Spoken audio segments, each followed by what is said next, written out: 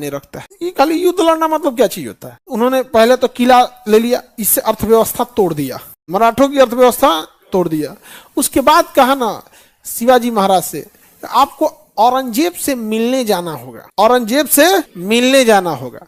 तो उन्होंने स्वीकार किया, ठीक है मिलने जाएंगे। अब देखिए किसी राजा के दरबार में जाएंगे ना तो राजा सबसे ऊपर वाले जगह पर बैठा रहेगा, आप मिलने जाएंगे तो नीचे रहेंगे, नीचे खड़ा होना पड़ेगा। तो दिमाग देख रहे हैं कितना दूर तक लगाया राजा जय सिंह ने। तो और उन्होंने स्वीकार कर लिया। लेकिन इन्होंने कहा कि एक बात बताइए, अगर आप मिलने नहीं आएंगे तो हम कैसे मान ले, इसलिए आपके जो बेटा है संभाजी, इनको हम लेके जाते हैं सिक्योरिटी के रूप में। जैसे आप लोग सिक्योरिटी मनी जमा करते हैं ना, लॉज वगैरह लेते हैं तो 1 महीने का एडवांस किया, बोला बोला फोड़ के भागेंगे तो काट लेगा वही में से। हाँ, तो इनके एक बेटा को बंदी बना लिया, एक बेटा को बंदी बना लिया, और जीते गए 35 में से 23 बड़े बड़े किला को छोड़ा लिया, वापस छोड़ा लिया।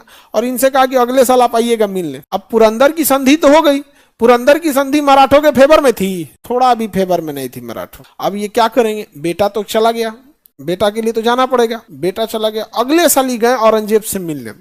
औरंगजेब ने इन्हें सम्मान नहीं दिया बल्कि कैद कर लिया।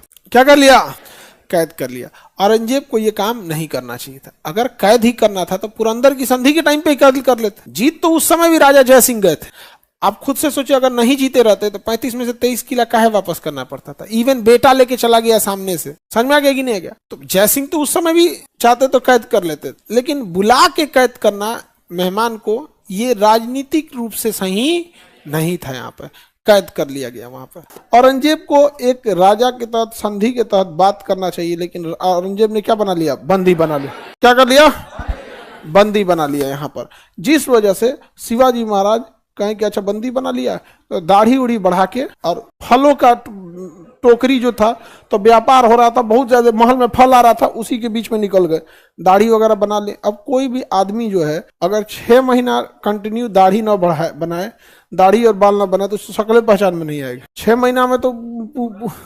या फिर अगर कोई दाढ़ी रखता है, दाढ़ी छिलवा ले तो नहीं समझ में आएगा। अगर कंटिन्यू रखता है तो यहाँ पर तो भी नहीं समझ में आएगा, भैया ये वही है, एक जैसा पहचान न हो जाता है यहाँ पे।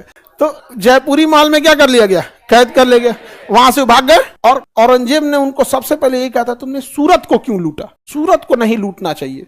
तो जयपुरी महल से जब छूट के गए ना, दोबारा सूरत को लूट लिया 1670 दोबारा क्या लूट लिया, सूरत को लूट लिया। कहा चोट्टा कहीं का बोलता है कि सूरत नहीं लूटना चाहिए। ले यहाँ पे दुश्मनी क्या जो थोड़ा महंगा ना पड़े, लेवल की दुश्मनी होनी चाहिए, थोड़ा तगड़ा लेवल की। औरंगजेब परेशान हो गया इनसे, कहा कि वापस जजिया कर लगा दो। औरंगजेब ने दोबारा क्या लगा दिया,